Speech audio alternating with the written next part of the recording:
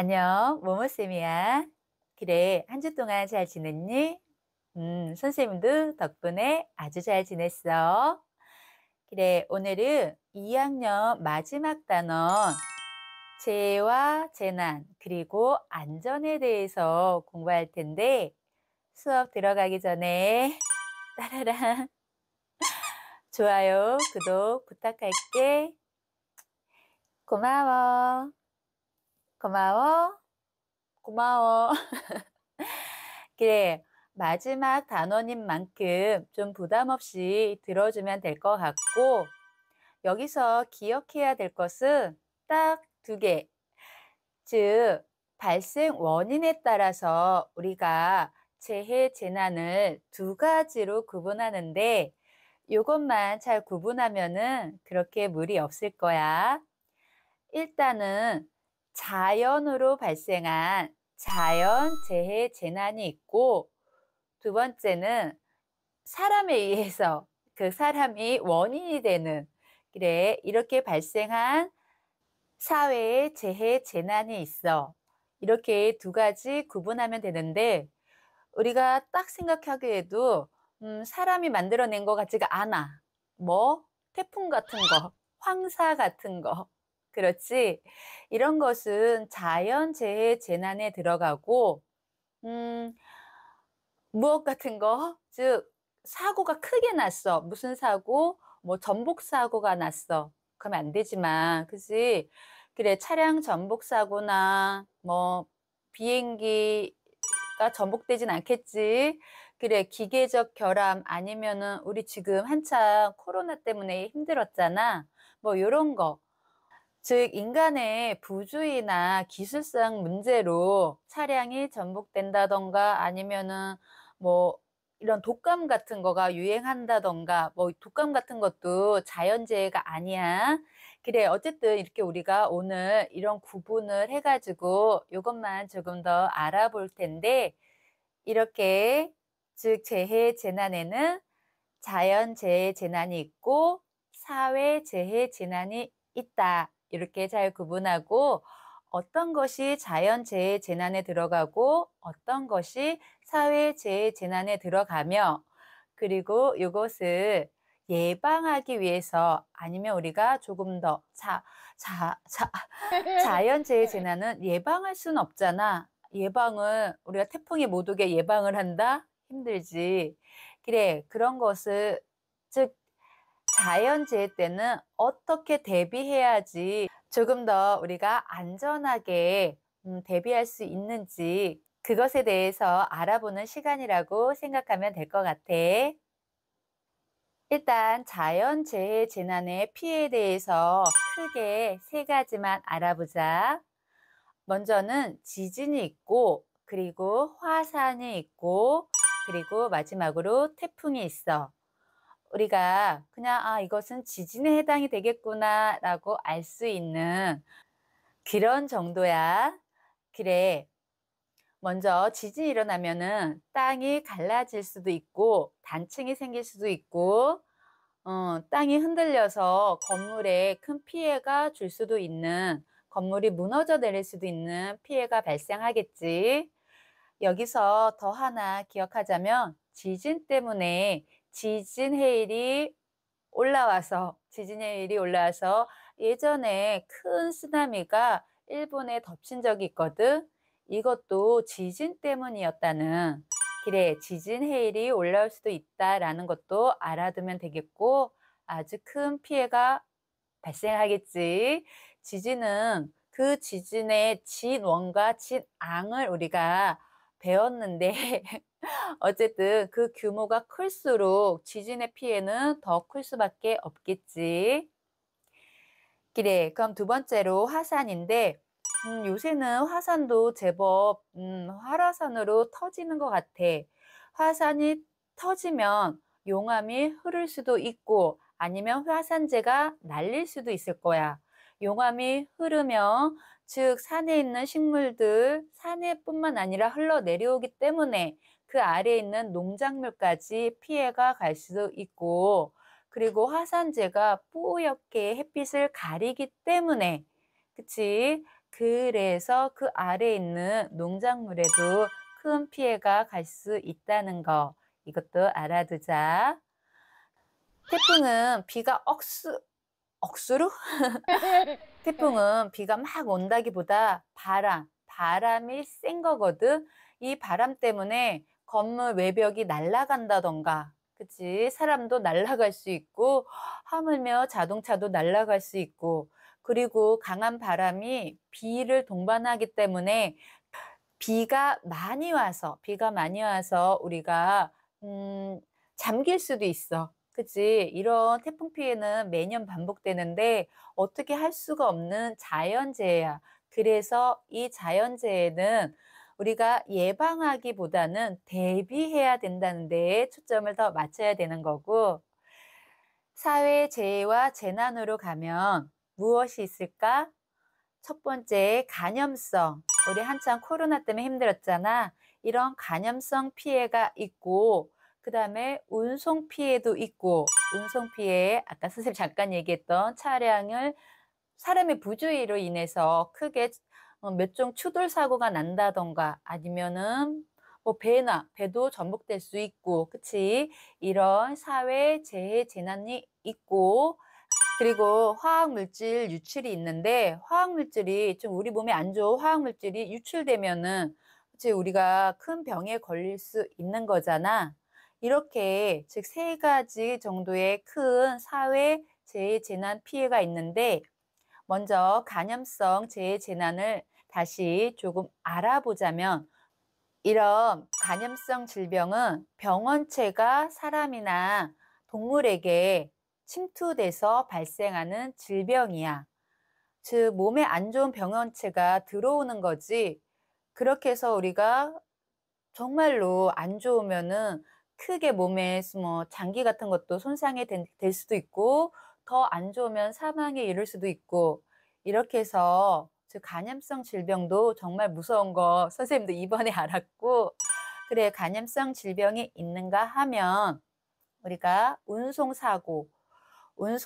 즉 비행기나 자동차나 배 같은 것을 사람의 부주의로 인해서 크게 사고 난다는 거, 요것도 있을 수 있고, 그다음에 그리고 화학물질이 유출된다 함은 즉 공장 같은 것이 폭발이나 화재로 인해서 거기 안에는 다른 여러 가지 화학물질이 많이 있었을 거야. 그래서 공중에 노출되면은 그것이 인간에게도 큰 피해를 주겠지.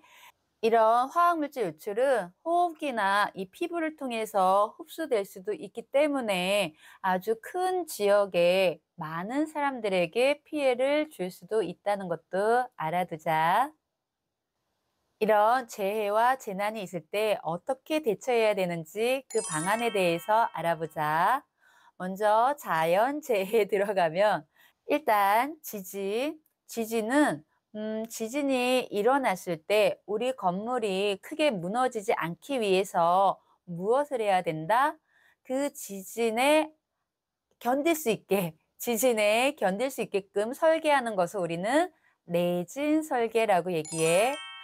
이 내진 설계는 선생님이 애들 가르쳤을 때 학원 기출 문제로 종종 봤던 그런 단답형 문제였으니까 좀 기억해 두고, 내진 설계. 뭐라고?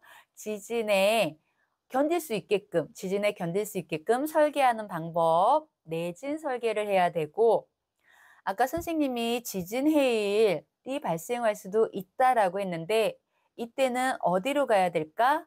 그치? 바다 쪽으로 가면 안 되겠죠. 높은 곳을 향해서 뛰세요. 그럼 지진이 발생을 했으면 우리는 어떻게 해야 될까? 학교나 회사 같은 데 있으면은 책상 밑으로 가서 우리 머리 먼저 요렇게, 그치? 그냥 가만히 있다가 무너져 내릴 수도 있어요. 아야.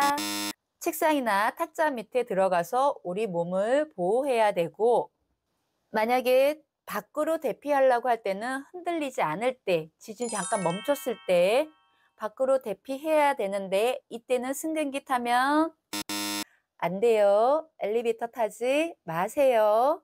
그래, 걸어서 뛰어야겠지. 아무튼 승강기 이용하면 안 되고 그래서 나왔어. 나왔는데 건물 옆에 있으면 될까?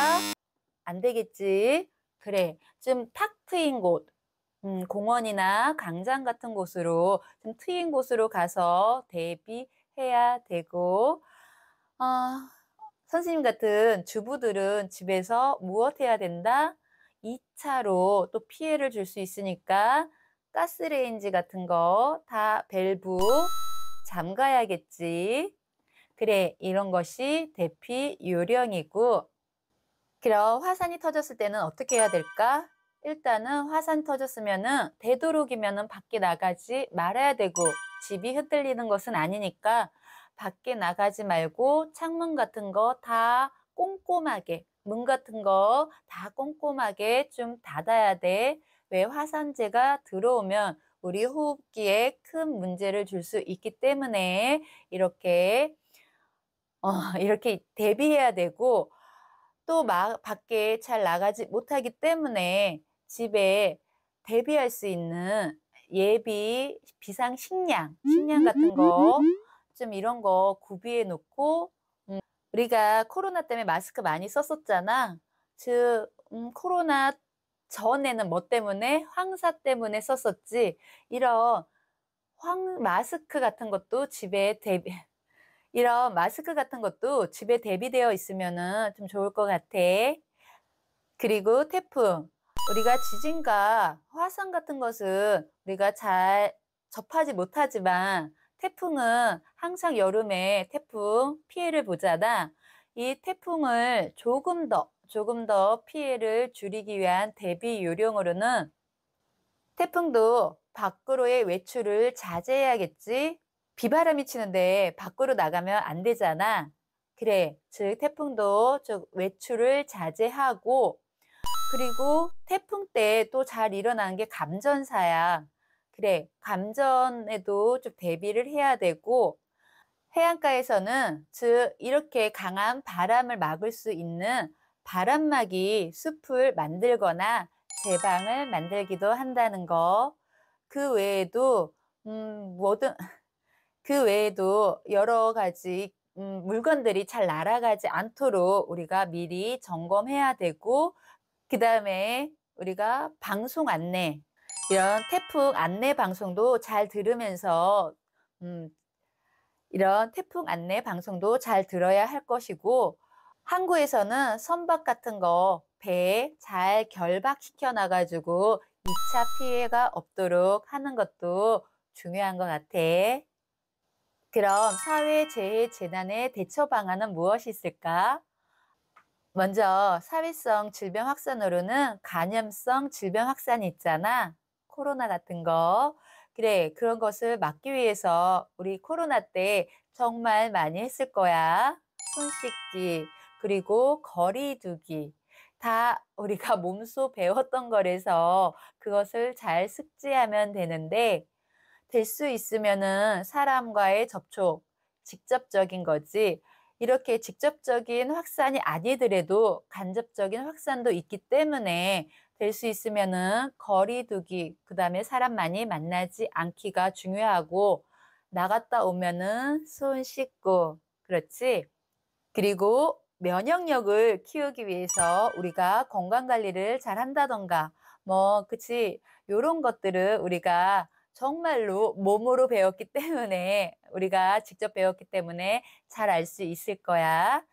그래, 이렇게 간염성 질병의 확산을 막는 방법은, 우리가 아주 쉽게 기억해낼 수 있을 거고, 그럼 두 번째, 화학물질 유출에 의해서는 어떻게 대처해야 될까?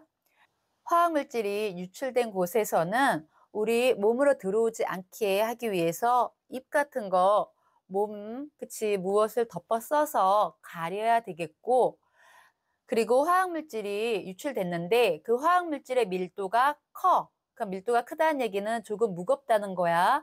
그럼 무겁다는 얘기는 아래로 가라앉겠지. 아래로 가라앉는데 아래로 가면 안 되지. 그렇기 때문에 우리는 위쪽으로 대피를 해야 되고 만약에 화학물질이 가벼워, 밀도가 작아. 그럼 위로 올라가겠지. 위로 올라가는데 같이 위로 가면은 이것도 안 되는 거잖아. 그때는 우리는 밑으로 대피해야 된다는 거. 바람 방향도 조금 중요한데 화학 물질이 있는 곳에서 반대로 반대 방향에서 바람이 불어.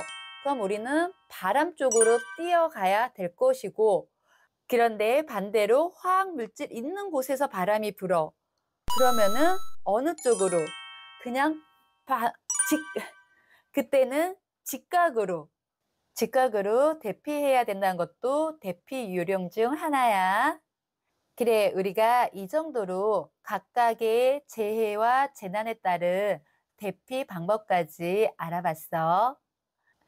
이렇게 오늘은 재해와 재난, 그리고 안전에 대해서 알아봤는데, 그렇게 어렵지 않았지?